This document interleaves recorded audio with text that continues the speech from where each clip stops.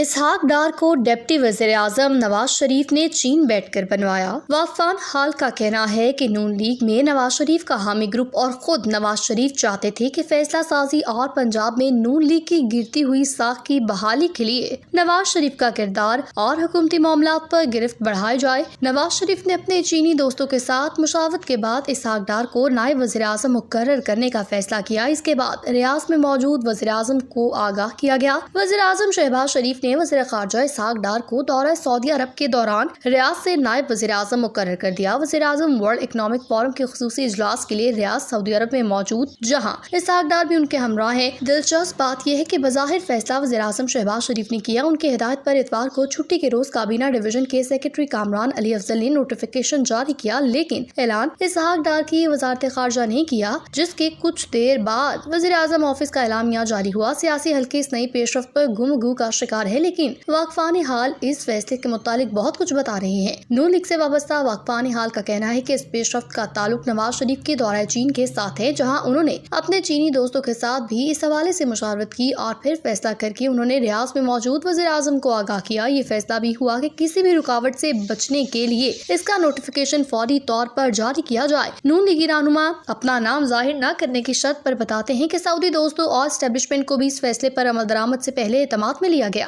واقفان حال کہتے ہیں کہ معاملہ اتنا سادہ نہیں جتنا دکھ رہا ہے، بلکہ واقفان حال کی بقول بعض دیگر سنجیدہ معاملات بھی پس منظر میں ہیں۔ سابق وزیر اعظم انوار الحق کاکڑ کے بارے میں بھی خبریں آ چکی ہیں کہ وہ ڈپٹی وزیر اعظم کے لیے لابنگ کر رہے تھے، جبکہ دوسری جانب نون لیگ میں شہباز شریف مخالف گروپ کے بھی حکومتی سطح پر فیصلے سازی کے حوالے سے تحفظات بڑھ رہے تھے۔ واقفان حال کا کہنا ہے کہ انوار الحق کاکڑ کی کوششوں کے بعد ابتدا میں بلاول بھٹو زرداری کو نائب وزیر اعظم کا عہدہ پیش کیا گیا، لیکن انہوں نے ایک بار پھر کابینہ کا حصہ بننے سے معذرت کی، جبکہ دوسری جانب نون لیگ میں نواز شریف کا حامی گروپ اور خود نواز شریف چاہتے تھے کہ فیصلہ سازی پنجاب میں نون لیگ کی گرتی ہوئی ساکھ کی بحالی کے لیے نواز شریف کا کردار اور حکومتی معاملات گرفت بڑھائے جائے۔ نون لیگی واقفان حال یہ بھی کہتے ہیں سعودی عرب اور چین کے ساتھ انویسٹمنٹ معاشی اقتصادی تعاون کو ہر حال میں آگے بڑھانے کے لیے اسحاق ڈار فوکل پرسن ہوں گے، کیونکہ نواز شریف کے ساتھ ساتھ اسحاق ڈار کا ان ممالک میں اپنا حلقہ اثر بھی موجود ہے، جبکہ بعض ذرائع یہ بھی دعویٰ کرتے ہیں کہ شہباز شریف کی اسٹیبلشمنٹ کے ساتھ قربت کے باوجود فیصلہ سازی میں کمزوری بھی اسحاق ڈار کی کابینہ میں ترقی کے حوالے سے بنیادی نقطہ ثابت ہوئی۔ واقفان حال کہتے ہیں کہ چند روز پہلے مری میں وزیر قانون اعظم نذیر تارڑ کی نواز شریف کے ساتھ ملاقات میں اس بات کا جائزہ بھی لیا گیا کہ آئین میں ڈپٹی وزیر اعظم کا عہدہ موجود نہیں، لیکن وزیر قانون نے رائے دی تھی کہ آئین میں ڈپٹی وزیر اعظم مقرر کرنے کی ممانعت بھی نہیں ہے۔ وزیر اعظم کابینہ کے رولز کا سہارا لے کر انتظامی ضرورت کے لیے